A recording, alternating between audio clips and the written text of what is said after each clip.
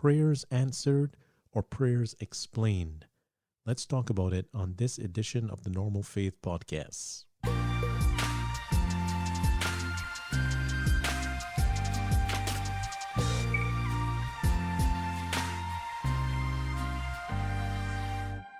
Thank you for joining me on the Normal Faith Podcast. I'm your host, Terrence Jones, and today I want to talk about prayer. Now, I know this is a common topic in discussions on Christian spirituality, but I hope that we can be open to embracing new perspectives and attitudes towards prayer as we interact in this study together. The biblical texts that I'm going to be using in today's study are all found in the Old Testament book of Habakkuk, and I'll be reading from the New International Version. So Habakkuk chapter 1, verses 12 and 13. The Word of God says, "Lord, are you not from everlasting? My God, my Holy One, you will never die. You, Lord, have appointed them to execute judgment. You, my rock, have ordained them to punish. Your eyes are too pure to look on evil. You cannot tolerate wrongdoing. Why then do you tolerate the treacherous? Why are you silent when the wicked swallow up those more righteous than themselves?" The prophet Habakkuk wrestled with an issue that many Christians today still find extremely discomforting. That is, how can a righteous and eternal God, who is sovereign over this world, tolerate the evil that exists? And that is why he says in the latter part of verse 13, "Why are you silent," referring to God, "while the wicked swallow up those more righteous than themselves?" Our present-day technologies have exposed us to injustices happening all over the world. Now, these can be the actions of, let's say, dictators or religious fanatics, or the mismanagement of governments by corrupt politicians, or the exploitation of loopholes and privileges by corporations and the ultra-wealthy at the expense of those who are less fortunate. But injustices, right, are not only happening in other parts of the world at those upper levels of society. We can see them in the communities where we live, right in our own backyards. There's the innocent pedestrian who gets killed by a drunk driver. Victims of violent crimes, child abuse, home invasions, theft, assaults.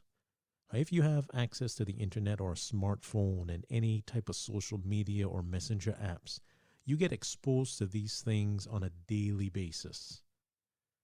The hardest thing to stomach is when these actions go unchecked and there is no prosecution of the perpetrators or restitution for the victims.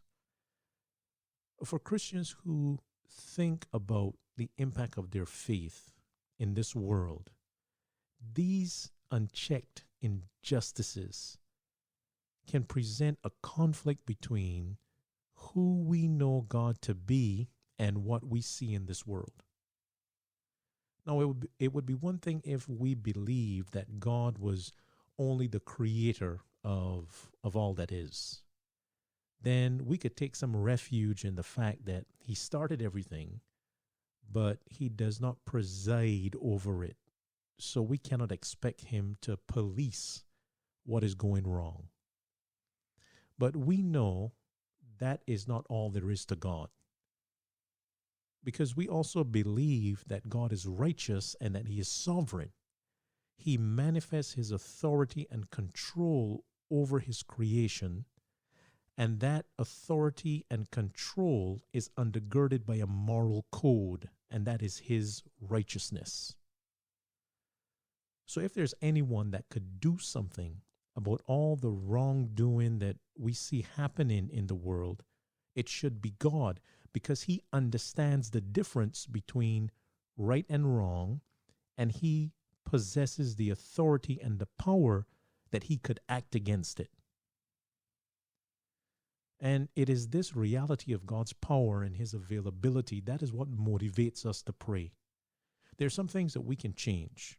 But there are many things that we cannot. We don't have access to the right people or situations. We do not have the resources necessary to alleviate suffering wherever it is. So we look to God to do for us and for others what we cannot. When it comes to evil in this world, we see our prayers as agents of change.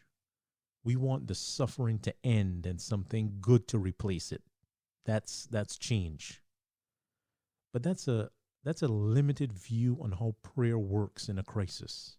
And it is a view that will ultimately hinder us from fully understanding how a righteous and powerful God can be at work in a corrupted world.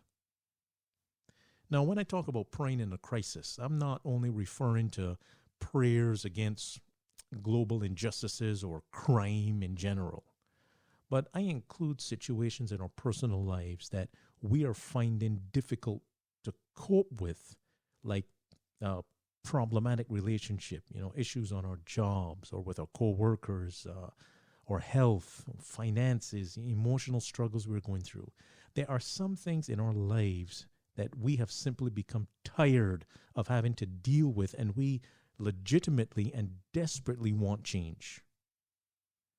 But when our prayers fail to produce the change that we are desperate to see, it can be a time of spiritual frustration and uncertainty. We struggle with wondering why our God, who is righteous and powerful, would not want to intervene in situations that are clearly unfair or unjust, and the suffering is undeserved. So in an effort to maintain our faith in God, we cope with our unanswered prayers by accepting one of two alternatives. And we treat these alternatives like consolation prizes. They're not what we wanted, but they are better than having nothing.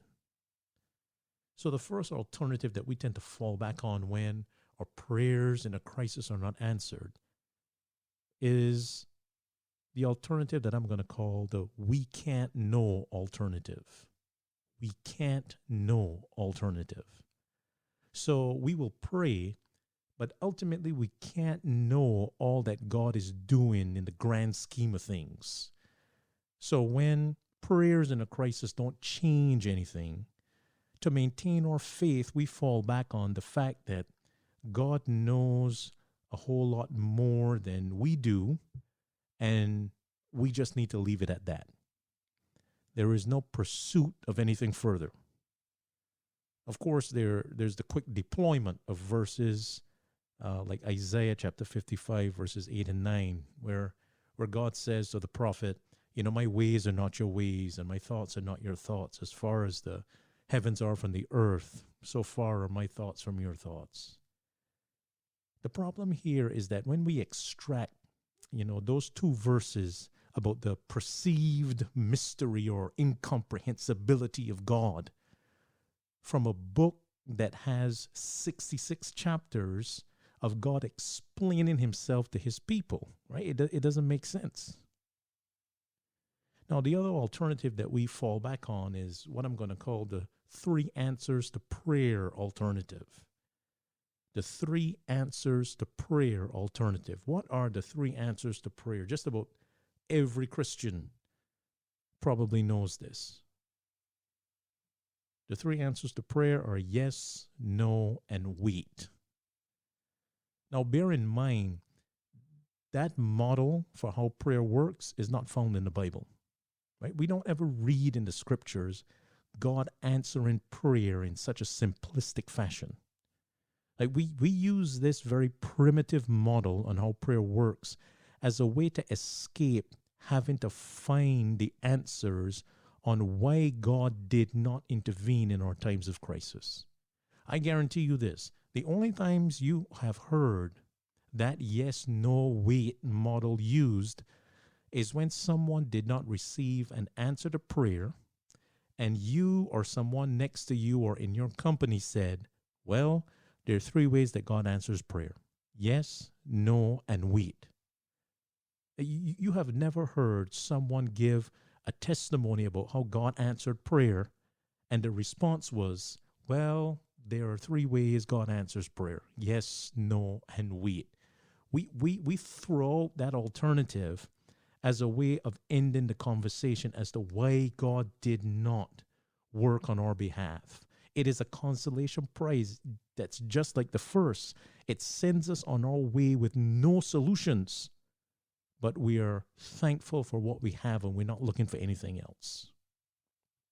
The people of faith in the Bible would never have settled for either of those alternatives in a time of crisis. And we see this in the life of Habakkuk. When he is confronted with a national crisis that he could not understand how God could allow it to happen the way that it was happening, this man said, God, I'm sorry, but you are going to have to explain yourself. So after Habakkuk lays down his concerns before God, which would have been the two verses that I read for you at the beginning of this podcast, I want to now examine the interaction that follows between him and God. And this happens in Habakkuk chapter 2, verses 1 through 4. So after Habakkuk tells God his concerns, verse 1 of chapter 2, Habakkuk says this: I will stand at my watch and station myself on the ramparts. I will look to see what he, meaning God, will say to me and what answer I am to give to this complaint. Habakkuk positions himself to not only hear from God, but to also have a dialogue with God about the matter.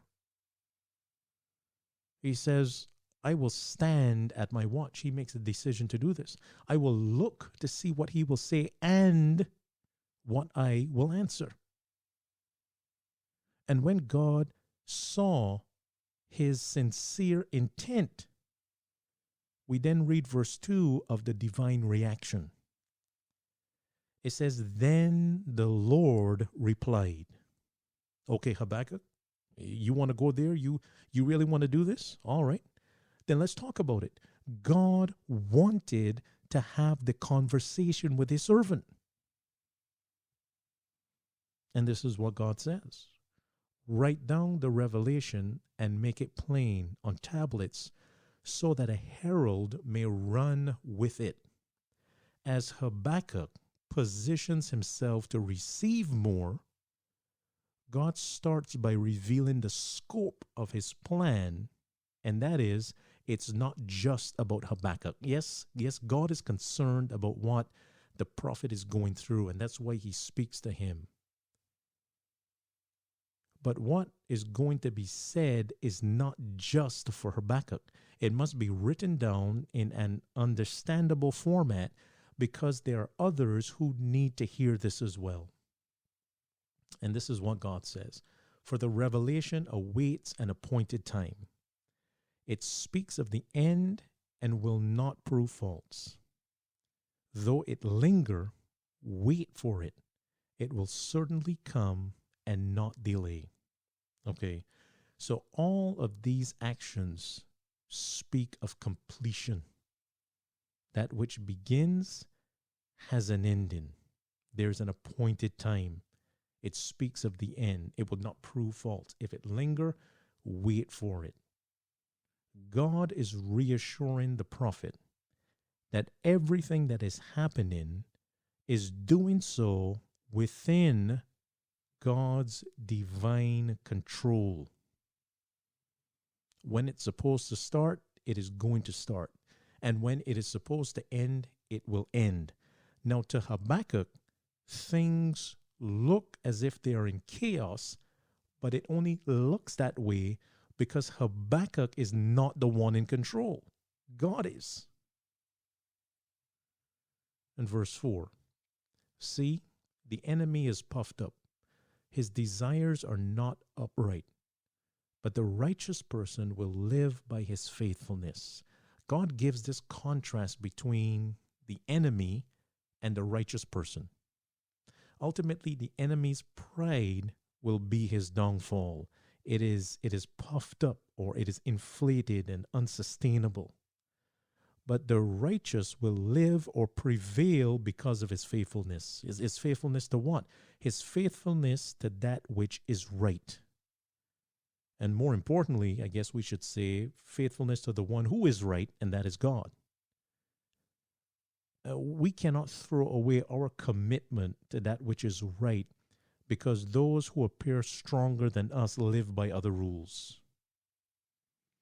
As Christians, there is a greater authority to whom we must answer that goes beyond what is accepted by those who are around us.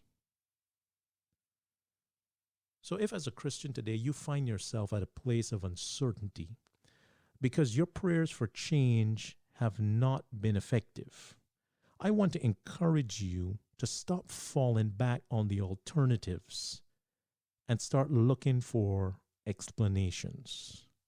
You need to know what God is up to in your life. In fact, God is expecting to have the conversation with you. Now, I want to share with you 3 things as I close this podcast off on God's explanations. First of all, God's explanations come to an expectant heart. And this is what we read in verse 1. There was the expectation that God wanted to have a dialogue. So Habakkuk set a time and place so that he could hear from God. Now today we are taught that real faith and prayer is the complete opposite, right? We're supposed to pray and leave it at the feet of Jesus and move on. You know, that's perfect advice for all those Christian professionals who are on the go with schedules and meetings and appointments. But for Habakkuk, waiting on God for explanations was a logical and necessary step to get through the crisis that he faced. But today, I mean, who wants to give that kind of time? It's no wonder then that so many of us as God's people, you know, we always appear so easily distracted and frustrated in times of personal and even national crisis. You know, we just want change. There is no room for the possibility that there just might be more to the plans of God than what we want out of life. But we're never going to know if we do not expect the explanations from God. Now, here's another thing about God's explanations. God's explanations come to a prepared heart. Now, once Habakkuk made the time, God showed up and God took it from there. He prepared Habakkuk for what the prophet needed to receive. God was the one that told him all the things that he needed to do.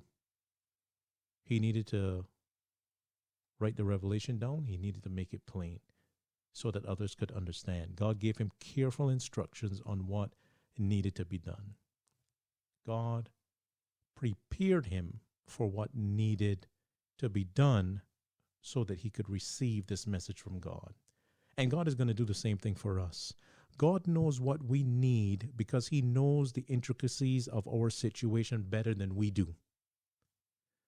And we don't have to worry about whether we're going to like what God is going to tell us or if we can handle it. It is God's responsibility, and he does it so well. It is God's responsibility to make sure that we are prepared for whatever it is he is calling us to do. Whatever it is that he wants us to go through, he takes that initiative of making sure we are prepared for it. Now, here's the third thing about God's explanations. God's explanations bring comfort to a patient heart. And this is what we see in verse 3 when God encourages Habakkuk to wait. Now, in Habakkuk's case, he needed to know that God was in control. But what God was doing needed time to unfold and bring about the desired outcome. And there are some things in life that take time.